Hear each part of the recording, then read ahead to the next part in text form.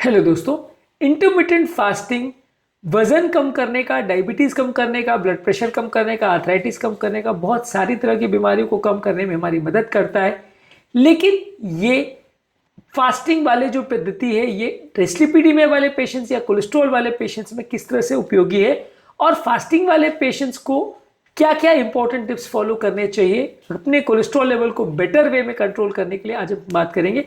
आज हम डिस्कस करेंगे कि यदि किसी व्यक्ति को कोलेस्ट्रॉल का प्रॉब्लम है और वो कोलेस्ट्रॉल भी कम करना चाह रहा है, बिसाइड्स वजन कम करना या डायबिटीज कंट्रोल करना या आर्थराइटिस कम करना, उसके अलावा वो अपने कोलेस्ट्रॉल भी बेटर वे में मैनेज करना चाहता है फास्टिंग द्वारा, तो क्या क्या एक्स्ट्रा चीज़ों को उसे फॉलो करना चाहिए। टॉपिक पर जाने से पहले जो लोग हमारे चैनल पर नए हैं उन्हें रिक्वेस्ट करूँगा कि चैनल को सब्सक्राइब करें, वीडियोस को लाइक करें, शेयर करें, फॉलो करें, कमेंट करें, पूरा देखें। टॉपिक इंपॉर्टेंट है इसलिए एंड तक देखिएगा। चलिए शुरू करते हैं इंपॉर्टेंट वीडियो। सबसे पहले कि फास्टिंग विंडो जब आपका 16 घंटा है, आप वो कर रहे हो, उस दौरान आप कुछ नहीं खा रहे हो, उस दौरान आप सिर्फ पानी पी रहे हो, तो डेफिनेटली आपका वजन कम होगा, डायबिटीज कंट्रोल होगा, इंसुलिन रेजिस्टेंस कम होगा, मेटाबॉलिक सिंड्रोम कंट्रोल होगा। तो इससे कोलेस्ट्रॉल में डेफिनेटली आपको सिग्निफिकेंट बेनिफिट मिलेगा। लगभग 20-25% तक का आपको कोलेस्ट्रॉल लेवल्स में बेनिफिट देखने को मिल सकता है यदि आप वजन कम करते हो। तो यदि आप कोई स्पेसिफिक इंस्ट्रक्शन ना भी फॉलो करो तो भी आपको कोलेस्ट्रॉल में सिग्निफिकेंट कुछ फायदा तो देखने को मिलेगा। हर व्यक्ति में कितना एग्जैक्ट फायदा मिलेगा वो केस टू केस वेरी कर सकता है, लेकिन सिग्निफिकेंट फायदा आपको मिलेगा।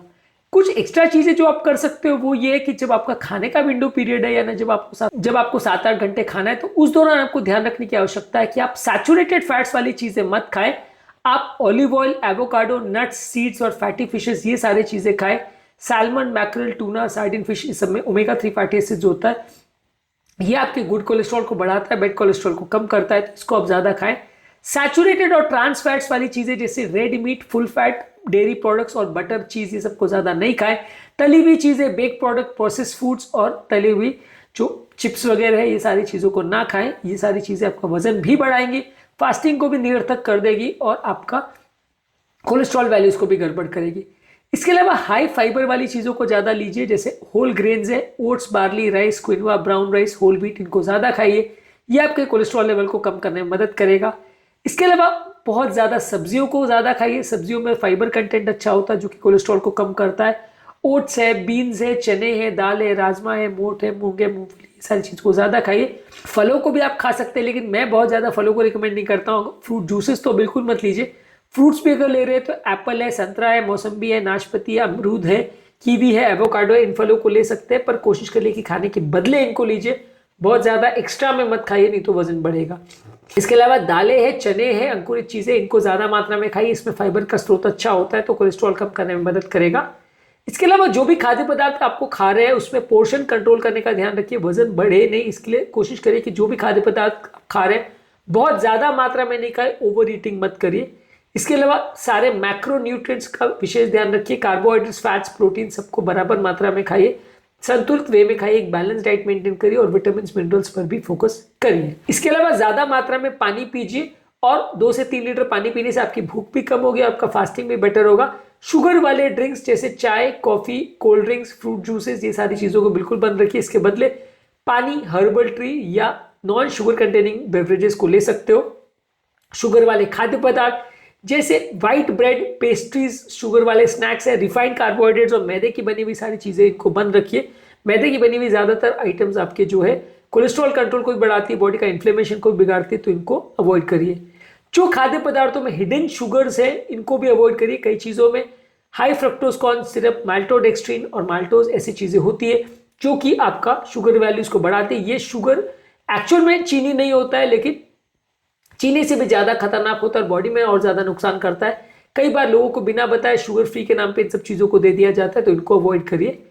इसके अलावा अपने खाने को पहले से प्लान करिए, आप क्या खाना चाहते हो, कितनी मात्रा में खाना चाहते हो, अपने ब्रेकफास्ट और अपने लंच और डिनर, ये सारी चीजों के बारे में बेटर वे में प्लान करिए। पहले से उसको प्लान करके रखेंगे तो जो सामने दिखेगा आप उसको नहीं खाओगे, बेटर वे में प्लान करके खाओगे तो रिजल्ट अच्छे मिलेंगे। इसके अलावा ओमेगा 3 फैटी एसिड्स वाली चीजें ज्यादा खाइए, salmon, mackerel, tuna, sardine fishes खाइए, फ्लैक्स सीड, चिया सीड्स खाइए और बादाम, अखरोट को ज्यादा लीजिए। इसमें प्रॉपर्टीज होती है जो कि आपके ट्राइग्लिसराइड लेवल को कम करती है, बॉडी के इन्फ्लेमेशन को कम करती है, इससे आपको फायदा मिलेगा। इसके अलावा रेगुलर बेस पे एक्सरसाइज करिए। रेगुलर बेस पे फिजिकल एक्टिविटी करने से और बैठे बैठे का जीवन नहीं व्यतीत करने से, एक्टिविटी करने से भी आपका ओवरऑल कोलेस्ट्रॉल लेवल्स को कम करने में मदद मिलेगी। इसके अलावा आपको अगर फिर भी कोलेस्ट्रॉल लेवल्स का बहुत ज़्यादा प्रॉब्लम लग रहा है और आपका डाइट से मैनेज नहीं हो रहा है, 50-60% से ज़्यादा पेशेंट्स ऐसे होंगे जिनका बहुत हाई कोलेस्ट्रॉल लेवल है, तो सिर्फ फास्टिंग करने से कंट्रोल नहीं होगा, तो वहाँ पे आपको मेडिसिन लेना पड़ेगा और अपने हेल्थ केयर प्रोवाइडर से डिस्कस करना पड़ेगा। जब आपका कोलेस्ट्रॉल लेवल बॉर्डर लाइन है और उसमें थोड़ा सा रिडक्शन की आवश्यकता है, तो फास्टिंग से या खाने पीने में चेंजेस करने से आपको 20-30% का रिडक्शन मिल जाएगा और उसमें कंट्रोल आप कर पाओगे। लेकिन जब बहुत ज़्यादा वैल्यूज़ है और बिल्कुल आउट ऑफ कंट्रोल आपका शुगर वैल्यूज़ है, आपका कोलेस्ट्रॉल वैल्यूज़ है, वहाँ पे अगर आप सिर्फ फास्टिंग के भरोसे रहोगे तो फिर थोड़ा मुश्किल होगा। वहाँ पे कई बार आपको दवाइयों का भी साथ लेना पड़ता है। और शुगर या डायबिटीज़ को ये पूरी तरह से फास्टिंग कई केसेस में रिवर्स कर सकता है, लेकिन कोलेस्ट्रॉल को पूरी तरह से रिवर्स करना उतना ईजी नहीं है। इसलिए आप इसमें मैक्सिमम 20-30% तक का रिडक्शन एक्सपेक्ट कर सकते हो। Over a period of time आपके इंपॉर्टेंट चेंजेस करने से थोड़ी और ज़्यादा फायदा भी आपको मिल सकता है, लेकिन इसमें बिल्कुल ही जीरो आपका कोलेस्ट्रॉल हो जाएगा, बहुत ही कम हो जाएगा, ऐसी उम्मीद मत रखिए, क्योंकि आपको सिग्निफिकेंट फायदा जरूर मिलेगा, लेकिन बिना दवाओं के पूरा कोलेस्ट्रॉल ठीक हो जाएगा ये हर केस में होगा, ऐसा मुश्किल है। जिनके भी कोलेस्ट्रॉल वैल्यूज बहुत ज़्यादा है वहाँ पे आपको कुछ फायदा मिलेगा, लेकिन पूरा रिडक्शन करने के लिए शायद एक्स्ट्रा दवा या आपके डॉक्टर के साथ डिस्कशन करने की आवश्यकता पड़ेगी।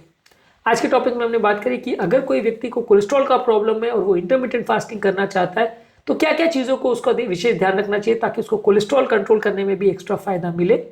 उम्मीद करूंगा कि आज के टॉपिक में कुछ नई बातें जानने को मिली होगी। कोलेस्ट्रॉल कंट्रोल संबंधित और भी खाने पीने में क्या चीज़ों का ध्यान रखने की आवश्यकता है, उस पर हमने अलग से वीडियोस किए, उनको जरूर चेकआउट करें।